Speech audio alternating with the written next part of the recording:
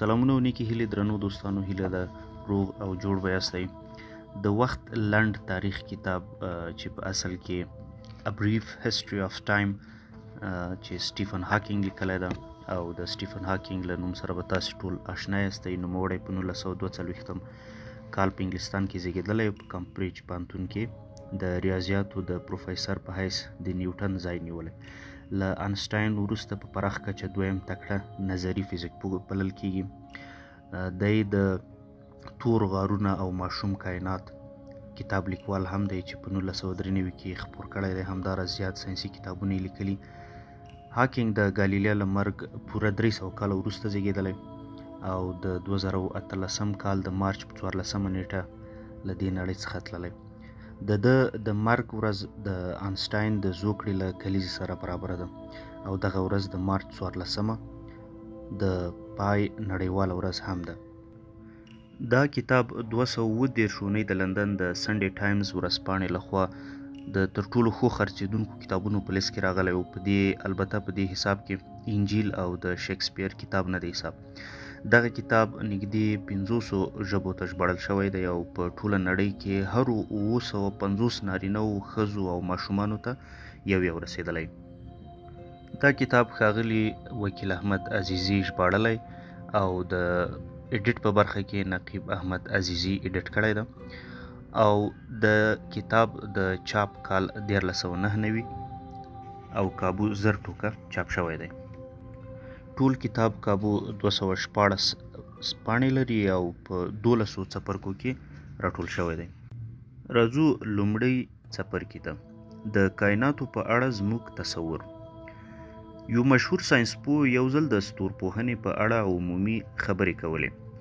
ځینې وایي چې برټراند راسل هغه په دې اړه وغږېد چې ځمکه څنګه د لمر چاپیره دورانونه کوي او لمر څه ډول زموږ له کهکشان یا ستورټله راتاویږي.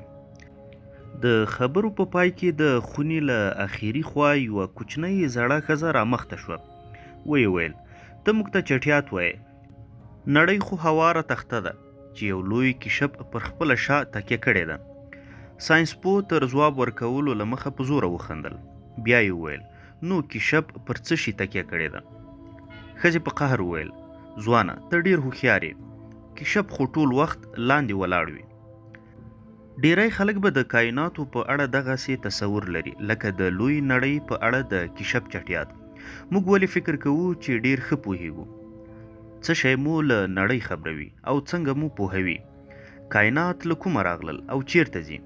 نړۍ پیل لري که شروع لري؟ تر هغه له مخه څه شی موجود و؟ د وخت ماهیت او حقیقت څه دی؟ نړۍ به یو وخت پای ته ورسیږي؟ موږ کولی شو په وخت کې شاته ولاړ شو؟ تازه پرمختګونو د ښې ټکنالوژي په وسیله په فزیک کې ځینې دې ډول پخوانیو او سختو پوښتنو ته ځوابونه ویلي دي. دغه ځوابونه به یو وخت ټول خلک داسې ومني لکه د لمر چاپیره چې د ځمکې تاویدا ومنله. داسې ډیرو کشفي ادعاو ته به ځوابونه پیدا شي. دغه ټول حقایق به یوازې وخت ثابتوي چې څه شی شته. ارسطو په خپل کتاب په آسمانونو کې د ځمکې د کرویت یا ګردوالي لپاره تر میلاد 340 کاله پخوا 2 دلیلونه ویلي وو. لومړی، کله چې ځمکه د لمر او سپوږمۍ ترمنځ راشي خسوف پیښیږي. په دې وخت کې د ځمکې سیوری پر سپوږمۍ باندې ګرد معلومیږي او دا خبر هغه وخت سمه ده چې ځمکه کروي وي. که ځمکه هواره تخته وای، سیوری به یې پر سپوږمۍ هوارېده او په دې حالت کې به تندر هغه وخت پیښېدو چې لمر د ځمکې د هوارې تختې تر مرکز لاندې وای. دویم، یونانیان د خپل حرکت پر مهال پوهېدل چې د نورو شمالي زونونو په نسبت د شمال ستوري ډېر کمزوري ښکاري. کله چې د شمال ستوري په شمالي قطب کې پریوزي، په جنوبي قطب کې لیدونکو ته له پاسه معلومیږي. که یو څوک له استوا ورته ګوري، داسې به ښکاري لکه په افق کې چې ډوبیږي. په مصر او یونان کې د شمال ستوري د موقعیت له ښکاره توپیره ارسطو ته داسې اټکل وکړ چې له ځمکې څخه یې فاصله 40,000 سټاډیومه ده. دا نه ده معلومه چې سټاډیوم څومره اوږدوالی و. ممکن د ده محاسبه شاوخوا 200 یارډه وه چې د اوسني منل شوي اندازې 2 برابره وه.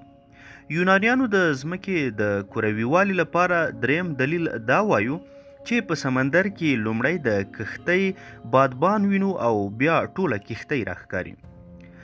ارسطو فکر کاوه چې ځمکه ځای پر ځای ولاړه ده او لمر، سپوږمۍ او سیارې په دایروي مدارونو کې د هغې پر شاوخوا راڅرخي. هغه ځکه دا باور درلود چې پر تصوفي او روحاني احساس یې دلایل ویل. ځمکه یې د ټولو کائناتو مرکز بلله او دوراني حرکت یې یو بشپړ حرکت باله. په دویمه میلادي پیړۍ کې بطلیموس د یو موډل په وسیله ځمک مرکزیت نظریې ته پرمختګ ورکړ.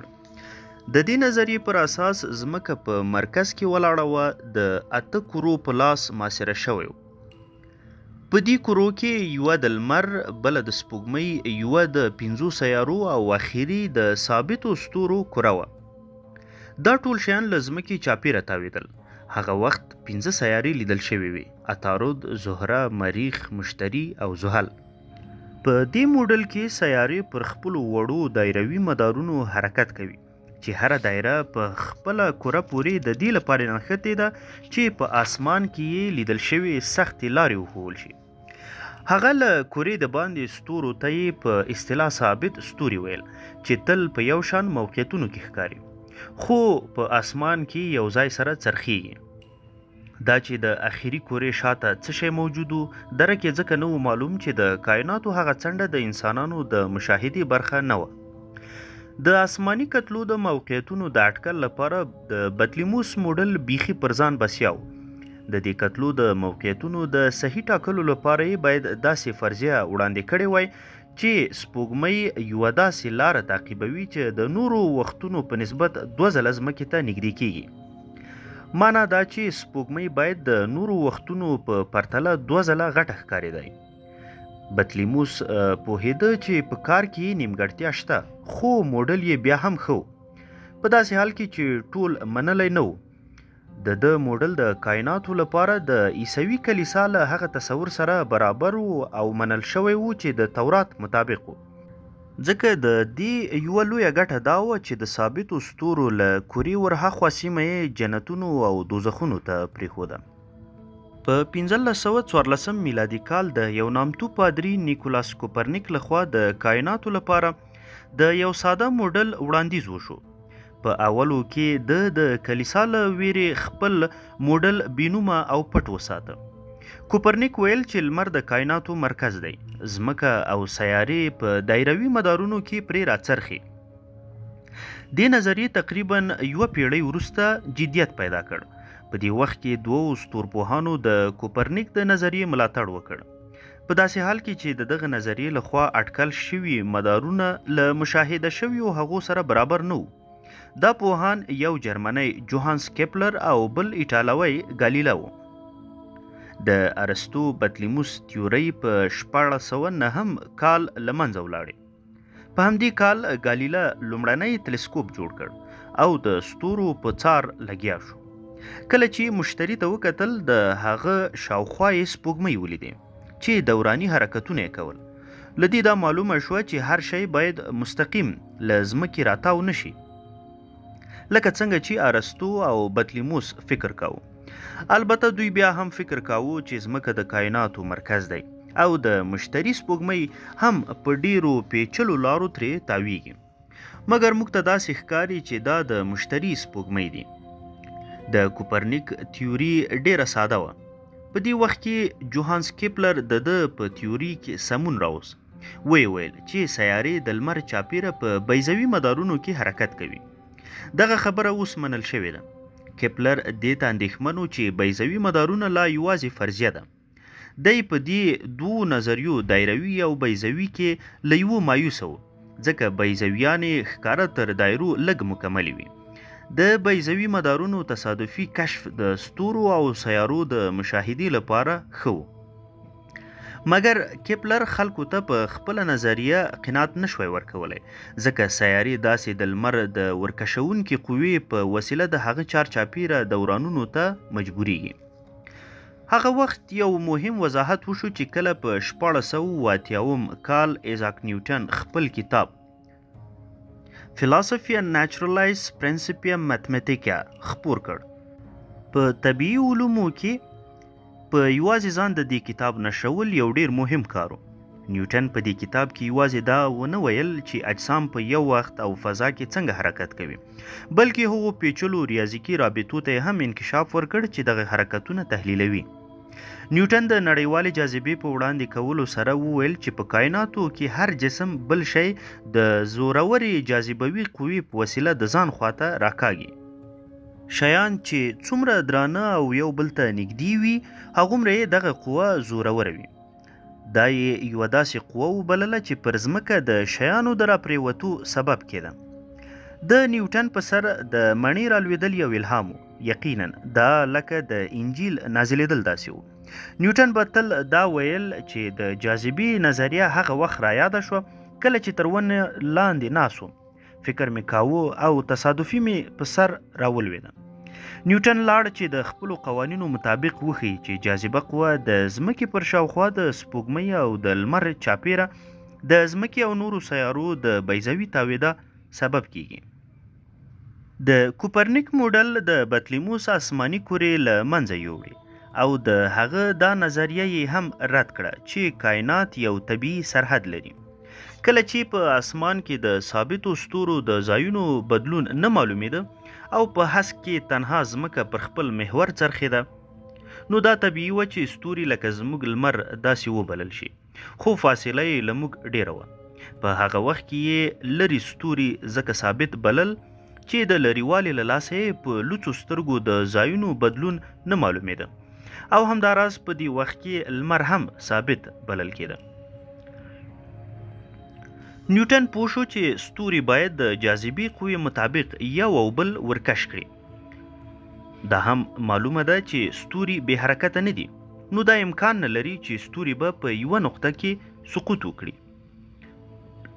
نیوټن په 1691 کال د هغه وخت یو بل مخکښ پوه په یو لیک کې ویلي و چې کله په محدوده فضا کې معلوم شمیر ستوري غوړېدلي وي په یوه نقطه کې سقوط کولی شي. بله خبره یې دا وه که نامحدود شمیر ستوري په نامحدوده فضا کې خپاره وي په یوه نقطه کې د لوېدو امکان نشته،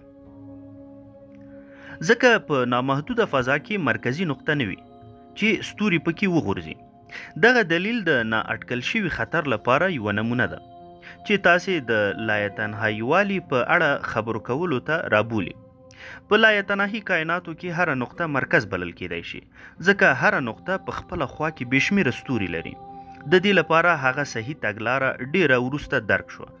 په دغه طریقه کې یو لایتناهي حالت په نظر کې نیول شوی کی چې ټول ستوري یو پر بل باندې پکې لویږي، او وروسته دا پوښتنه وشي چې که یو څوک دې سیمې ته یو ډول ستوري ورزیات کړي څه بدلون به راولي او په دې سره کوم تغییر پیښیږي. که یوه نقطه ناڅاپه ډیر ستوري را یوځای کړي او له دې سیمې یې بهر وغورځوي، د نیوټن د قانون مطابق به اضافي ستوري د اصلي ستورو په عادي حالت کې تغییر رانولي، مګر په ډیرې تیزۍ به سقوط وکړي. که موږ په خپله خوښه ستوري راټول کړو، هغه به په خپله ځانونه ټوټه ټوټه کړي. موږ اوس پوهیږو چې په کائناتو کې د نامحدود سکون شتون امکان نه لري، ځکه جاذبه تل راښکونکې ده. د پام وړ خبره دا ده چې له 20مې پیړۍ مخکې هیچا دا پوښتنه ونه کړه چې کائنات پراخیږي او که غونجیږي. په عام ډول دا منل شوي وه چې کائنات له پخوا راهیسې په نه بدلیدونکي حالت کې موجود دي او له پخوا راهیسې پیدا شوي دي چې لږ ډېر یې اوس دوی مشاهده کوي. دې کار ممکن دوی ته پر ابدي حقایقو د باور میلان ورزیات کړی و، په داسې حال کې چې دوی په د ځانونو پر وده، زړښت او مرګ باندې پوهېدل، مګر کائنات یې بیا هم ابدي او نه بدلیدونکي بلل. حتی هغو خلکو هم د کائناتو د پراخېدا خبره نه وکړه چې د نیوټن د قوانینو ورښولې وه چې کائنات ساکن کېدی نشي. د دې پر ځای دوی له لرې واټنونو څخه د جاذبوي قوې لپاره د مقاومې قوې د شتون په وسیله د نیوټن تیوري ورسموله. دې کار د سیارو د حرکتونو لپاره د دوی په وړاندوینو کې مهم رول نه ولاړ، مګر دغې نظریې بې شمېره ستوري خواره واره پرېښودل چې د نږدې ستورو د راښکون د قواو او لرې ستورو د مقاومو قوو ترمنځ یې له تعادله توازن موندلی و. په هر حال موږ اوس پر دې باوري یو چې دا تعادل پایداره نه و. یعنی که په ځینو سیمو کې ستوري یو او بل ته نږدې شي د راښکون قوه به یې زیاته شي، پر مقاومه قوه به نفوذ پیدا کړي او یو پر بل به سقوط وکړي. که ستوري یو له بله لرې شي شاته تنبونکې قوه به یې زیاته او هر یو به لرې وشړل شي. په نامحدودو ساکنو کائناتو یوه بله نیوکه جرمنی فیلسوف هانریچ البرز وکړه. د په 1823 کال د دې تیوري په اړه یو څه ولیکل. په اصل کې د نیوټن نویو نظریو کشالې جوړې کړې او د البرز لیکنه هم لومړی نه وه چې د دې نظریو پر خلاف یې ځینې سرسري استدلالونه وکړل. دلته مشکل دا دی چې د نامحدود ساکن جهان هره خوا د ستورو پر سطحه پای ته رسېده. د دې په نتیجه کې یو چا داسې فکر کاوه چې حتی ټول آسمان په شپه کې هم لکه لمر داسې ځلیږي. د البرز یو دلیل دا و چې له لرې ستورو راتلونکو رڼا ځکه تته ښکاري چې ترمنځ یې بله ماده مداخله کوي. که دا پیښه شوې هم وای نو هغه جذبونکې ماده به د نور د زیات جذب په نتیجه کې ګرمه شوې وای او لکه ستوری داسې. د ستورو او لمر په شان د تیاره اسمان د ځلېدا مخه یوازې د دې وړاندیز په وسیله نیول کېدای شوی چې ستوري له پخوا راهیسې نه ځلېدل او په یو معلوم تیر وخت کې یو پیل درلود. په دغه حالت کې لا تر اوسه شاید جذبېدونکې ماده نه وي ګرمه شوې او یا له لرې ستورو څخه راتلونکې رڼا لا تر موږ نه وي را رسېدلې. د کائناتو د پیل په اړه پخوا هم خبرې شوي دي. پخوانیو مسلمانانو، عیسوي او یهودي کازمولوجیستانو هم ویل چې نړۍ ډیره زړه نه ده او په یو معلوم وخت کې پیل شوې ده. یوه خبره دا وه چې د کائناتو د پیل لپاره باید لومړنی علت موجود وي چې د نړۍ موجودیت پرې بیان شي. په کائناتو کې هغه وخت یوه پیښه تشریح کېدای شي چې علت یې یوه پخوانۍ پیښه وي. د کائناتو موجودیت یوازې هغه وخت بیانېدلی شي چې پیل ولري. ایس ټي اګوستین په خپل کتاب د خدای ښار کې وایي چې د نړۍ روان حالت او مدنیتونه څوک پر مخ بیایي او دغه کار څوک کوي. دغه سړی او ځینو نورو فکر کاوه چې ممکن کائنات ډیر پخوانی نه وي. اګوستین د نړۍ د پیل د لرغوني انجیل مطابق تر میلاد 15,000 کاله مخکې وباله. عجبه دا ده چې دغه عمر هغه تر میلاد 10,000 کاله مخکې عمر څخه ډیر لرې نه دی. هغه چې لرغونپوهانو د نړۍ د تمدن د پیدایښت لپاره اټکل کړی و. ارسطو او ډیری نورو فیلسوفانو د نړۍ د پیدایښت نظریه ځکه نه خوښوله چې دا یې د خدای په کار کې لاسوهنه بلله. دوی باور لاره چې انساني نسل له پخوا موجود و او وی به. لرغوني شیان هم دغه خبره داسې بیانوي چې انساني نسل تکرارا یا سیلابونو یا نورو بدبختیو له منځه وړي او بیا یې بل تمدن له سره پیل کړی دی. ایمانویل کانت په 1981 کال یو تاریخي او مبهم کتاب کریټیک اف پیور ریزن نشر کړ. کانت په یو ټاکلي وخت او فضا کې د کائناتو د پیل په اړه پراخې خبرې کړي دي. د په دې پوښتنو خبرې کړي دي چې آیا کائناتو پیل لاره او کنه او آیا کائنات په فضا کې محدود دي که یا. د دغه پوښتنې د سمو دلایلو ضد وبللې ځکه فکر یې کاوه چې د دې باورونو لپاره دوه یو ډول جبري استدلالونه کیږي. یعنی که کائنات پیل ولري او له بلې خوا که نړۍ له پخوا موجوده وي د لومړۍ خبرې لپاره د دلیل دا و چې که کائناتو شروع نه لرلی له هرې پیښې مخکې به د وخت یوه نامحدوده دوره موجوده وه. مګر دغه فکر چټي و. د دویمې لپاره یې دلیل دا و چې که کائناتو پیل لرلی تر دې له مخه به د وخت یوه نامحدوده دوره موجوده وه. مګر ولې باید کائنات په یو خاص وخت کې رامنځته شي؟ د کانټ دلیل په دواړو حالتونو کې یو ډول دی. دغه دواړه دلایل د پر ناویل شوي فرضیه ولاړ دي چې وخت له پخوا جریان لاره. په داسې حال کې چې کائنات موجود نه وو همداراز موږ پوهیږو چې د کائناتو تر پیدا کېدو له مخه وخت کومه معنا نه لري. دغې مسلې ته ایس ټي اګوستین په لومړي ځل داسې اشاره وکړه. ده وپوښتل خدای جل جلاله د کائناتو تر پیل له مخه څه کول؟ اګوستین داسې نه ویل چې خدای د هغه چا لپاره دوزخونه جوړول څوک چې دغسې پوښتنې کوي. ده وویل د کائناتو تر جوړښت له مخه وخت نه و موجود، بلکې وخت د هغې نړۍ یوه برخه وه چې خدای جل جلاله جوړه کړې ده. کله چې ډیری خلکو د اساسي سکون او نه بدلیدونکې نړۍ پر شتون باور لاره، دغسې پوښتنې د میټافیزیک او دین برخه وه چې پوښتل به یې آیا نړۍ پیل لري. کله چې اډوین هابل په 1929 کال د کهکشانونو په یوه تاریخي مشاهده کې ولیدل چې لرې کهکشانونه په سرعت سره له موږ لرې کیږي، له دې معلومیږي چې کائنات پراخیږي. دا په دې معنی چې دغه شیان کهکشانونه یو وخت سره نښتي وو. دا نو تقریبا 10 یا 20 میلیارد کاله پخوا دغسې وو. په دې وخت کې ټولې کتلې سره یو ځای وې او د کائناتو کثافت لا یتناهي وو. د ساینس په نړۍ کې دې کشف ته د کائناتو د پیل پوښتنه وځلوله. د هابل مشاهده وایي کائنات هغه وخت د سترې چاودنې په وسیله منځته راغلل چې تر دې له مخه سخت واړه او بې حده متراکم وو. په دغسې شرایطو کې د فزیک قوانین کار نشي کولی او نه د راتلونکي په اړه وړاندوینه کېده. که تر اوس مخکې هلته څه پېښ شوي وي، دا پر اوس باندې کوم تاثیر نشي لرلی. کولی شو د داسې پدیدو په موجودیت کې سترګې پټې کړو، ځکه کوم مشاهدوي اهمیت نه لري. که یو څوک ووایي چې ستره چاودنه د کائناتو پیل دی، مطلب کائنات شروع لري، ممکن دغه مفهوم تر دې له مخه داسې اسانه نه وی بیان شوي. پر دې باید ټینګار وشي چې دغه پیل له هغه پخوانۍ مفکورې ډیر بدل دی. په نه بدلیدونکي جهان یا د اساسي سکون په کائناتو کې د نړۍ پیل یو داسې شی دی چې موجودیت یې باید له کائناتو بهر یو بل شی وتپل شي. په دغه حالت کې شروع ته کوم طبیعي ضرورت نشته. یو څوک دا تصور کولی شي چې خدای جل جلاله ډیر پخوا کائنات په تیر وخت کې جوړ کړي دي. له بلې خوا همداراز که کائنات پراخیږي هم باید فزیکي دلایل موجود وي. او ولې باید د کائناتو لپاره په هغه وخت کې یو پیل موجود وي؟ کولی شي چې یو څوک ووایي کائنات د خدای جل جلاله د سترې چاودنې په شیبه جوړ کړل، او یا موږ ته دا فکر پیدا شوی چې ستره چاودنه شوې ده. دا به ډیره بې معنا وي چې فرض کړو نړۍ له سترې چاودنې مخکې جوړه شوې وه. یوه پراخېدونکې نړۍ د هغې جوړونکي ته خنډ نه جوړوي، مګر د جوړونکي د کار د اجرا پر مهال ځینې حدود لري.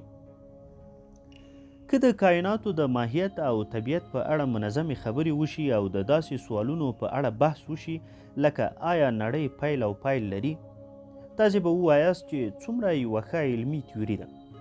زه به په ساده نظر دا ووایم چې یوه تیوري فقط د کائناتو موډل یا د هغو یو محدوده برخه او یا هغه قوانین دي چې په موډل کې یو موږ د مشاهدو لپاره جوړوو. تیوري صرف ستاسې په ذهنونو کې وي، کوم بل واقعیت نه لري. یوه تیوري هغه وخت ښه بلل کیږي چې دوی غوښتنې راپوره کړي. یوه دا چې زیاتې منظمې مشاهدې پکې وي او بنسټ یې پر داسې موډل ولاړ وي چې اختیاري برخې ولري.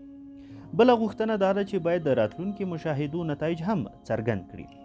مثلا ارسطو د یوناني فیلسوفانو پر هغه تیوري باور لاره چې ویل به یې ټول اجسام له 4 شیانو خاوره، اور، اوبو او هوا جوړه شوې ده. دغه خبره لږ سمه وه، مګر معلومې وړاندوینې یې نه لرلې. له بلې خوا د نیوټن د جاذبې تیوري ساده موډل لاره چې په هغه کې د 2 جسمونو ترمنځ د راښکون قوه د هغوی له کتلو سره مستقیم او د فاصلې له مربع سره معکوس تناسب لري. دغه تیوري اوس هم د لمر، سپوږمۍ او سیارو حرکتونه اټکلوي او د سموالي درجه یې ډیره لوړه ده. د فزیک ځینې تیورۍ لنډمهاله وي چې دا فقط فرضي دي او هیڅ وخت نه ثبوتیږي. دا مهمه نه ده چې څو ځله د تجربو نتایج له یوې تیوري سره برابر شي. هیڅکله مه باوري کیږئ چې په راتلونکي کې به د دې ضد پایلې نه لرئ. ان کولی شئ چې یوه تیوري یوازې په یوه مشاهده یا تجربه باندې داسې غلطه ثابته کړئ چې د تیوري له وړاندوینو سره هیڅ سر نه خوري. یو ساینسپوه کارل پوپر پر دې ټینګار کړی چې د یوې ښې تیوري بیان په حقیقت باندې تشریح کیږي چې یو زیات شمیر وړاندوینې ولري او په پای کې هغه د مشاهدو په وسیله غلطه ثابته شي.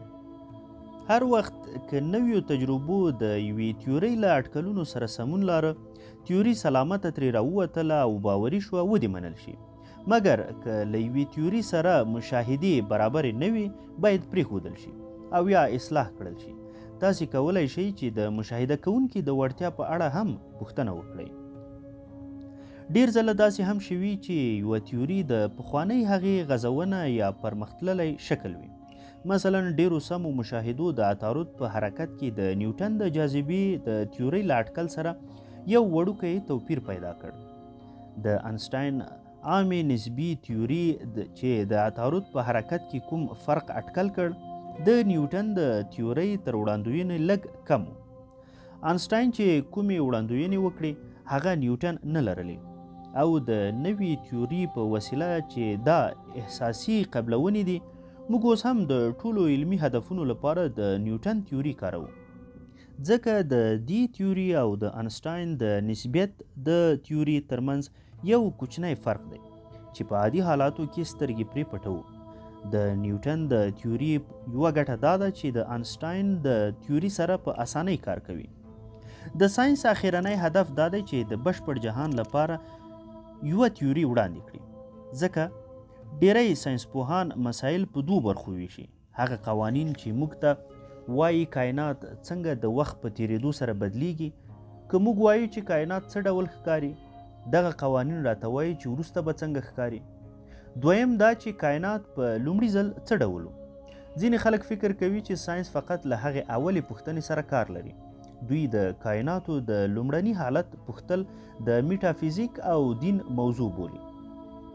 دغه خلک وایي چې خدای جل جلاله مطلق قادر و او کولی یې شوای چې څه ډول یې غوښتي وای کائنات به یې پیل کړي وو. په دغه حالت کې خدای جل جلاله کولی شوای چې نړۍ داسې هم جوړه کړي چې په مکمل ډول په خپل سرې لار پرمختګ وکړي. داسې ښکاري چې خدای جل جلاله د کائناتو د تدریجي پرمختګ لپاره د باوري قوانینو مطابق باقاعده لار انتخاب کړې ده.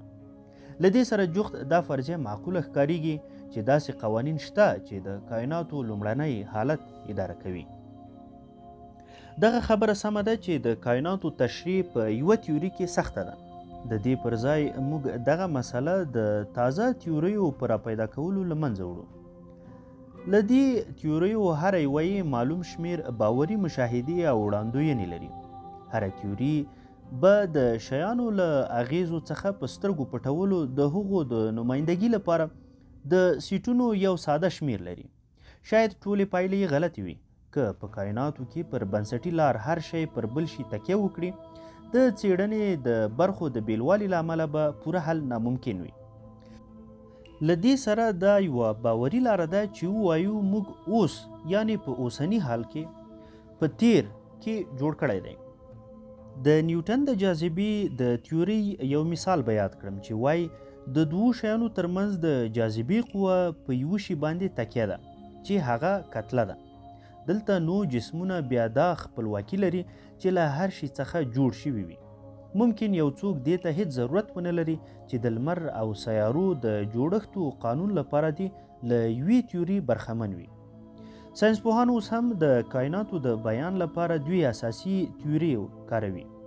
یوه عمومي نسبي تیوري ده او بل کوانټ میکانیک دی. دا د دې سلیزې د لومړۍ نیمایي غټې لاسته راوړنې دي. عامه نسبي تیوري د کائناتو د لویو برخو جاذبوي قوې توضیح او اندازه کوي. دا د هغو کائناتو اندازه نیونې دي چې لویوالی یې له څو میله نیولې بیا تر میلیون میلیون میلیون او میلیون پورې وي. له بلې خوا کوانټ میخانیک له داسې بې حده وړو شیانو بحث کوي لکه د انچ د میلیونمې برخې میلیونمه برخه. له بده بخته دا دوی تیورۍ که هر څومره وپېژندل شي یو له بل سره سمې نه راځي او ناثابتې دي. د دې کتاب او د فزیک د موضوع لوی کوښښ دا دی چې د یوې داسې تیوري پلټنه وکړي چې دغه دواړې تیورۍ کوانټ او نسبیت کار پکې وکړي. موږ لا تروسه دغسې تیورۍ نه لرو او له لرلو څخه یې لرې یو، مګر هر وخت داسې ځانګړنې پیژنو چې دغسې تیوري باید وي. په راتلونکو فصلونو کې به ووینو چې موږ د کوانټم تیوري مناسبه برخه پیژنو چې د جاذبې تیوري تکمیلوي او دې تیوري باید دغه برخه لرلی.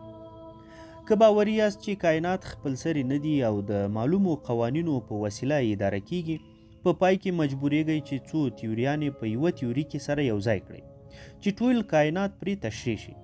مګر د دغسې مکملې واحدې تیورۍ په څېړلو کې اساسي تناقض موجود دی.